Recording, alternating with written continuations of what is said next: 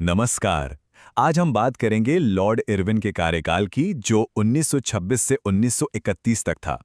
भारतीय इतिहास के इतने सारे महत्वपूर्ण मोड़ इसी दौरान आए कि उन्हें क्रम से याद रखना थोड़ा मुश्किल हो जाता है ना। पर चिंता मत कीजिए, आज एक ऐसी जबरदस्त ट्रिक है जिससे ये सब कुछ एकदम आसान हो जाएगा। तो चलिए शुरू करते हैं। तो वो मैजिकल ट्रिक क्या है? ध्यान से सुनिए, बस एक लाइन याद रखनी है। साई शारदा गांधी के बाल की नस। जी हाँ, बस इतना ही। ये एक सिंपल सी लाइन आपको उस दौर की सारी बड़ी बड़ी घटनाओं को चुटकियों में, और वो भी बिल्कुल क्रम से, याद करवा देगी। चलिए देखते हैं कि ये जादू काम कैसे करता है। तो हमारी ट्रिक का पहला शब्द है साई। इस साई से हमें याद रखना है साइमन कमीशन की नियुक्ति, जो 1927 में हुई थी। अच्छा, ये कमीशन था क्या? ब्रिटिश सरकार ने इसे भारत में संवैधानिक सुधारों को देखने के लिए भेजा था।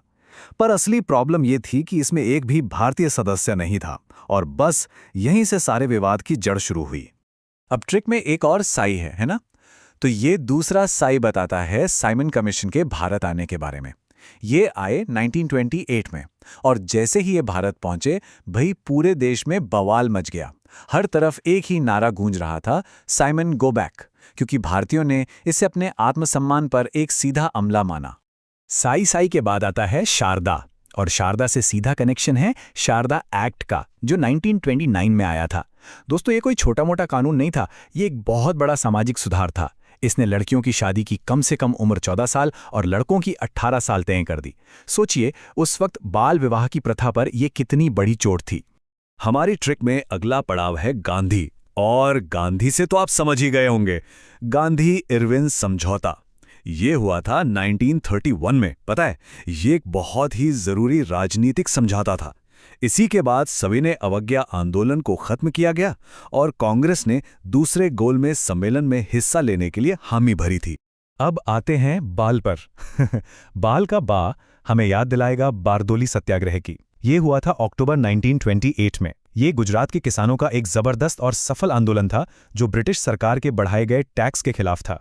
और इसे लीड कौन कर रहे थे? हमारे अपने सरदार वल्लभ भाई पटेल। और बाल का ल, इससे याद आता है लाहौर षड्यंत्र केस 1929 का। ये वो केस था जो भगत सिंह और उनके साथियों पर ब्रिटिश पुलिस अधिकारी जॉन सॉन्डर्स की हत्या के आरोप में चलाया गया था। ये हमारे स्वतंत्रता संग्राम का एक बहुत ही महत्वपूर्ण क्रांतिकारी अध्याय है। अब हम अपनी ट्रिक के आखिरी शब्द नस पर आ गए हैं।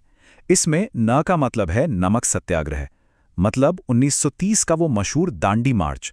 गांधी जी के नेतृत्व में ये अंग्रेजों के नमक कानून के खिलाफ एक इतना बड़ा अहिंसक आंदोलन था कि इसने पूरे देश को एक साथ खड़ा कर दिया था। और आखिर में नस का स, इससे याद आता है सविनय अवज्ञा आंदोलन, जिसकी औपचारिक शुरुआत भी 1930 में ही हुई। आप कह सकते हैं कि यह नमक सत्याग्रह का ही एक बहुत बड़ा रूप था, जिसका मकसद था ब्रिटिश राज के साथ कोई सहयोग नहीं करना। तो देखा आपने कैसे एक छोटी सी लाइन ने हमें लॉर्ड इरविन के पूरे कार्यकाल की कहानी सुना दी। दोस्तों, ये ट्रिक सिर्फ याद करने की तकनीक नहीं है, ये आपके एग्जाम्स के लिए एक सुपर टूल है। अगर आप यूपीएससी, एसएससी या पीसीएस की तैयारी कर रहे हैं, तो आप जानते होंगे कि मॉडर्न हिस्ट्री के इस सेक्शन से कितने सवाल आते हैं।